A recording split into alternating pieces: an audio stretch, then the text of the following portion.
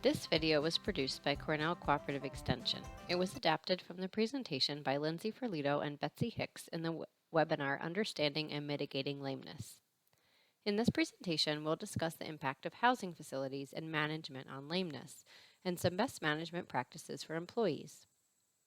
Lactating dairy cows usually lay down for about 11 to 12 hours per day, so it's important we give cows enough time to rest in a comfortable place. But not all lying surfaces are the same. Cows will spend more time lying down in stalls that are deep beds or don't have a stall base compared to mattresses, mats, or water beds.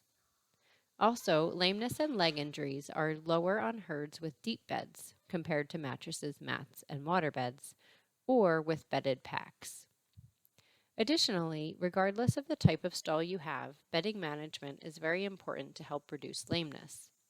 Cows like more bedding. Lying time is higher and lameness is lower when stalls have more bedding. Also, cows prefer the bedding to be clean and dry and level with no bumps or dips.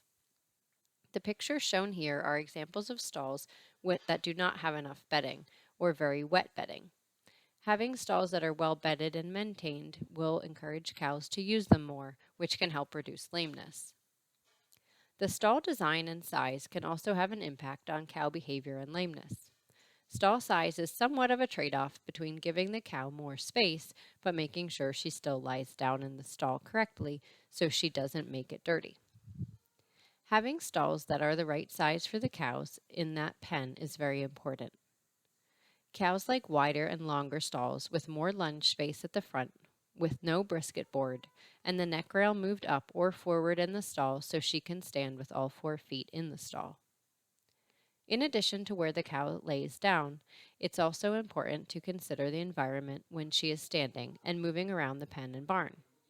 Alleyways should be clean, scraped regularly, and rubber flooring should be used in certain areas, like the parlor, holding area, or feed bunk alley. The flooring should have proper grooving to increase traction when the cows are moving and reduce the chance of slips and injuries causing lameness. Take extra care when moving cows on slopes or around turns. It's important to track lameness and injuries on the farm to get an idea of where they are happening. This is an example from a farm that has a barn map in their office, and every time employees find a lame or injured cow, they record the location on this map. This can help them decide if there are any patterns or trends and identify if certain pens have more lameness and what could be causing that. Heat stress can also be a risk factor for lameness as it has a big impact on cattle behavior. Cows like cooler weather, and when they get heat stressed, they reduce their feed intake and milk production and fertility are reduced. They increase water intake, reduce lying time, and increase bunching. To help reduce the negative impacts of heat stress, barns need good heat abatement and good ventilation. Good ventilation brings clean, fresh air into the barn and helps keep animals in the barn healthy. Heat abatement helps move air at cow level and keep them cool. Barns should have fans, and preferably sprinklers, for all animals to help keep them cool, as well as in the holding area.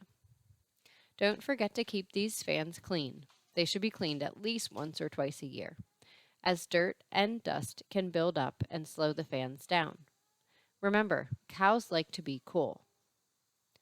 In summary, one of the best ways to help manage and reduce lameness on the farm is to provide cows access to large, clean, dry stalls with lots of bedding.